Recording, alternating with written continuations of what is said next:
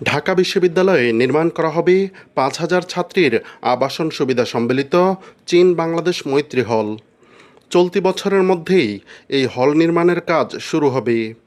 ডাকসুর নবনির্বাচিত ভিপি সাদিক কায়েম ফেসবুকে দেওয়া এক পোস্টে এই তথ্য জানিয়েছেন।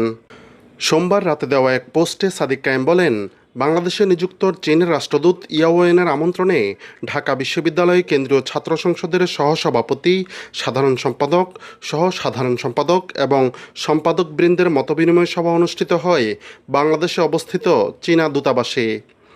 ডাকসুর সভাপতি অধ্যাপক নিয়াজ আহমেদ খানের পক্ষ থেকে উপস্থিত ছিলেন ডাকসুর নবমনোনীত কোষাধ্যক্ষ এবং ফিন্যান্স বিভাগের chairman professor doctor HM. Mosharraf Hossain. সভায় ঢাকা বিশ্ববিদ্যালয়ের অবকাঠামোগত উন্নয়ন, আবাসন সুবিধা বৃদ্ধিসহ অর্থনৈতিক ও সাংস্কৃতিক ক্ষেত্রে যৌথভাবে কাজ করার প্রত্যাশা ব্যক্ত করে নিজেদের মতামত প্রদান করেন সম্পাদকবৃন্দ। ডাকসুর নবনির্বাচিত ভিপি আরও বলেন, প্রস্তাবিত ৫,০০০ ছাত্রীদের আবাসন সুবিধা সম্বলিত চায়না বাংলাদেশ মৈত্রী হলের নির্মাণ কাজ এই বছরের মধ্যেই শুরু হবে।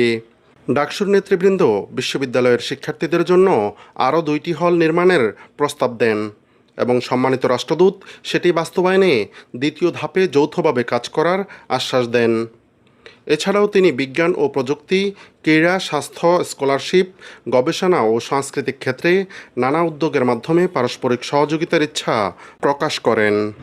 আলোচনায় উল্লেখ করা হয়, প্রস্তাবিত ৫,০০০ ছাত্রী ধারণ ক্ষমতা সম্পন্ন চায়না বাংলাদেশ মৈত্রী হল এর নির্মাণ কাজ এবছরের মধ্যেই শুরু হবে। পাশাপাশি ডাকসু নেতৃবৃন্দের উত্থাপিত আরও ২টি নতুন হল নির্মাণের প্রস্তাবকেও ইতিবাচকভাবে গ্রহণ করেন চীনা রাষ্ট্রদূত। তিনি আশ্বাস দেন, দ্বিতীয় ধাপে চীন এই প্রকল্প বাস্তবায়নে যৌথভাবে কাজ করবে। চীন সরকারের সহযোগিতায় ঢাকা বিশ্ববিদ্যালয় ২৪৪ কোটি টাকা ব্যয়ে বাংলাদেশ চীন মৈত্রী হল নির্মাণের উদ্যোগের কথা জানিয়েছিলেন এবছরের ৫ জানুয়ারি।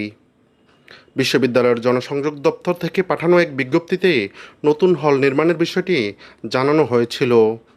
এতে উল্লেখ করা হয়, চীন সরকারের আর্থিক সহযোগিতায় ২৪৪ কোটি টাকা ব্যয়ে প্রস্তাবিত বাংলাদেশ চীন মৈত্রী হল নির্মাণ প্রকল্পটি বর্তমানে মন্ত্রণালয়ে অনুমোদনের অপেক্ষায় রয়েছে।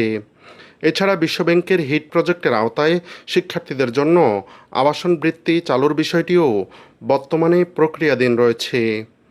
আগামী শিক্ষাবর্ষে আন্ডার গ্র্যাজুয়েট প্রোগ্রামে যারা ভর্তি হবেন তারা এই বৃত্তির আওতায় আসবেন।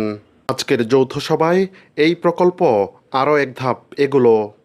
ডাকসুর নবনির্বাচিত প্রতিনিধিদের পক্ষ থেকে রাষ্ট্রদূতকে স্মারক প্রদান করা হয় এবং ডাকসুর নির্বাচিত প্রতিনিধিদেরকেও শুভেচ্ছা স্মারক উপহার প্রদান করেন চীনের রাষ্ট্রদূত।